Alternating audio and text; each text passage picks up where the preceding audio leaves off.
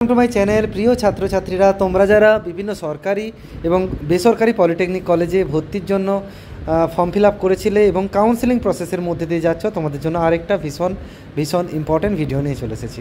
তো তোমাদের কিন্তু এখনও পর্যন্ত যারা ভর্তি হওনি বা ভর্তির সুযোগ পাওনি, তারা কিন্তু এখনও ভর্তি হতে পারবে।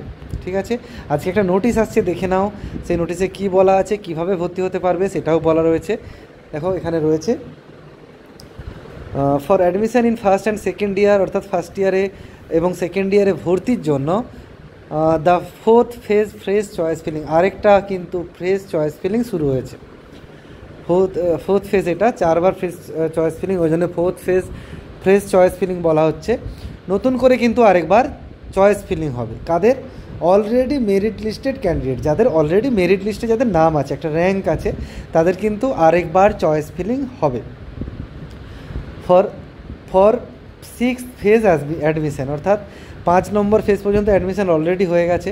এখনও দেখা যাচ্ছে কিছু সরকারি কলেজ এবং বেসরকারি কলেজের সিট কিছু কিছু খালি রয়েছে, খুব বেশি হয়তো খালি নেই।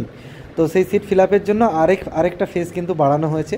তো যারা র্যাঙ্ক এসেছিলো, যাদের র্যাঙ্ক আছে, যারা ফর্ম ফিল আপ করেছিলে, সেই র্যাঙ্ক অনুযায়ী কিন্তু তারা আরেকবার চয়েস ফিলিং করতে পারবে 6th ফেজ অ্যাডমিশনের জন্য, যেটা কিন্তু কবে হবে দেখো, 28 তারিখ এবং 30 তারিখ, 28 থেকে 30 তারিখ পর্যন্ত হবে।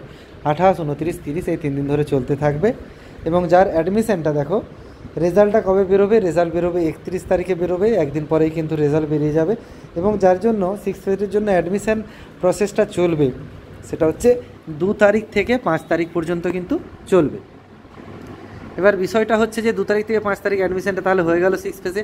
আশা করছি এই 6th ফেজেই হয়তো বিশেষ করে সরকারি যে পলিটেকনিক কলেজগুলো রয়েছে, সেখানে কিন্তু আর হয়তো সিট থাকবে না। এখনই খুব কম সিট রয়েছে, নায়ের মতোই অনেক ডিপার্টমেন্ট ভরে গেছে অলরেডি। একটা দুটো ডিপার্টমেন্টে হয়তো 2-4টে করে বড়জোর সিট থাকবে। তো 6th ফেজ হওয়ার পর আশা করছি আর কোনো সিট থাকবে না। এবার হয়তো বেসরকারি কলেজগুলোতে কিছু সিট থাকতে পারে। এবার বিষয়টা হচ্ছে, অনেকে প্রশ্ন করেছিল তাহলে কি স্পট কাউন্সেলিং হবে না? অনেকে ফর্ম ফিল আপ করেনি, তখন পরে ভেবেছে ভর্তি হব, তারা স্পট কাউন্সেলিংয়ের জন্য অপেক্ষা করে রয়েছে, তাদের ক্ষেত্রে কি হবে? এবার দেখো, এটা কিছু তো বলা যাচ্ছে না। আপাতত 5 তারিখের পরেই হয়তো দেখা যাবে কিছু সিট যদি খালি হয়, তারপরে হয়তো আবার কোনো নোটিশ দেবে স্পটের জন্য।